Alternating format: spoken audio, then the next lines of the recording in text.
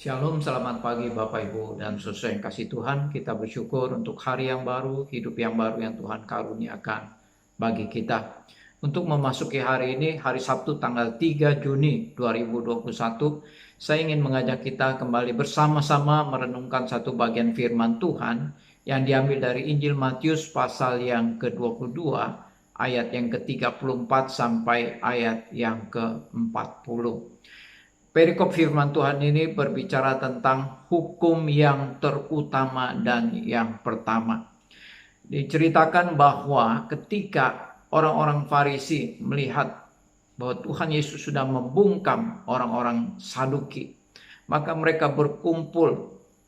Ya, mereka ingin mengajukan suatu pertanyaan kepada Yesus untuk mencobai Yesus. Maka tampil dari antara mereka seorang ahli Taurat. Orang ahli Taurat ini datang kepada Yesus dan bertanya kepada Yesus, "Guru, hukum yang manakah yang terutama di dalam hukum Taurat?" Nah, ahli Taurat ini bertanya kepada Yesus karena menurut mereka itu di dalam hukum Taurat ya ada 248 perintah dan juga ada 365 larangan. Nah, oleh karena begitu banyak perintah dan larangan di dalam hukum Taurat, maka mereka mau datang kepada Yesus, mereka bertanya kepada Yesus dari 248 perintah dan 365 larangan. Mana hukum yang terutama di antara semuanya itu? Nah, mereka siap untuk mendebat kepada Yesus kalau Yesus salah mengucapkan atau dianggap mereka kurang tepat menyebutkan mana hukum yang terutama dari 248 perintah dan 365 larangan itu. Nah, kemudian Tuhan Yesus memberikan jawaban. Hukum yang terutama dan pertama yaitu kasihilah Tuhan Allahmu dengan segenap hatimu, dengan segenap jiwamu, dan dengan segenap akal budimu. Itu adalah hukum yang terutama dan hukum yang pertama. Dan hukum yang kedua yang sama dengan itu adalah kasihilah sesamamu manusia seperti dirimu sendiri. Ya, dari kedua hukum ini tergantung seluruh kitab Taurat dan juga kitab para nabi. Nah, Bapak Ibu dan Saudara yang dikasihi Tuhan, Tuhan Yesus menyebut ada dua hukum di sini. Hukum yang pertama dan terutama itu adalah kasihlah Tuhan Allahmu dengan segenap hatimu, dengan segenap jiwamu, dan dengan segenap akal budimu. Nah, yang dimaksud dengan mengasihi Tuhan dengan segenap hati, segenap jiwa, dan segenap akal budi di sini adalah bukan mengasihi Tuhan berdasarkan perasaan, tetapi yang dimaksud mengasihi Tuhan di sini adalah mengasihi Tuhan dengan perbuatan yang nyata. Ini yang mau ditekankan. Jadi mengasihi Tuhan dengan segenap hati, jiwa, dan akal budi itu adalah mengasihi Tuhan dengan perbuatan-perbuatan yang nyata. Dengan kata lain, kita diminta untuk mengasihi Tuhan dengan taat dan setia kepada Tuhan, melakukan segala perintah-perintah Tuhan, dan juga menjauhi segala larangan-larangan yang dilarang oleh Tuhan.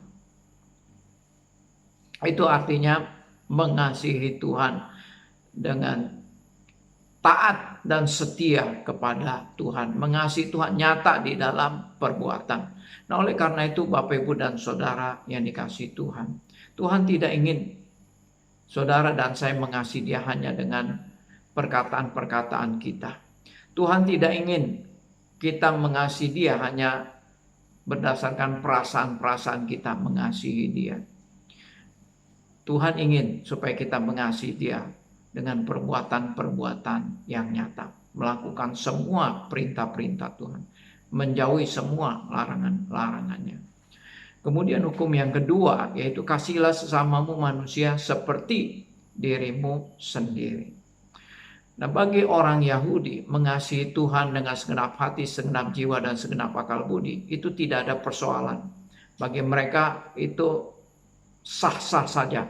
Tetapi mengenai masalah mengasihi sesama, ini bagi orang Yahudi, ini adalah suatu persoalan. Karena mengasihi sesama bagi orang Yahudi, mereka menafsirkannya yaitu sesama Yahudi. Jadi perintah mengasihi sesama ini adalah mengasihi sesama orang-orang Yahudi. Jadi kalau bukan orang Yahudi, kalau bangsa lain, itu tidak perlu dikasihi. Jadi orang Yahudi, mereka merasa superioritas, ya mereka merasa bahwa mereka adalah bangsa yang dipilih Allah, mereka merasa bahwa mereka istimewa di hadapan Allah. Sehingga mereka menganggap bahwa di dunia ini hanya ada dua bangsa, yaitu bangsa Yahudi sebagai bangsa pilihan Allah, yang lain semua bangsa-bangsa lain mereka sebut sebagai bangsa kafir. Nah, bangsa kafir, orang-orang kafir itu tidak perlu dikasihi. Ini menurut pemahaman mereka. Tetapi Tuhan Yesus katakan, kasihilah sesamamu manusia seperti dirimu sendiri. Artinya, kita mengasihi sesama manusia tanpa memandang ya latar belakang sukunya, agamanya, bangsanya, warna kulitnya, bahasanya. Ya, artinya mengasihi sesama manusia itu adalah semua manusia yang diciptakan oleh Tuhan. Sama seperti Tuhan mengasihi saudara dan saya. Demikian juga Tuhan mengasihi orang-orang yang berbeda dengan kita. Berbeda sukunya, berbeda bahasanya, berbeda agamanya, berbeda bangsanya.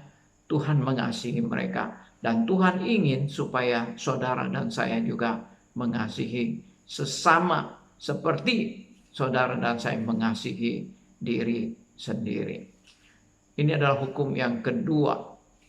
Jadi hukum yang pertama dan yang terutama yaitu kasihlah Tuhan Allahmu, dan hukum yang kedua yang sama dengan itu adalah kasihlah sesamamu manusia seperti dirimu sendiri.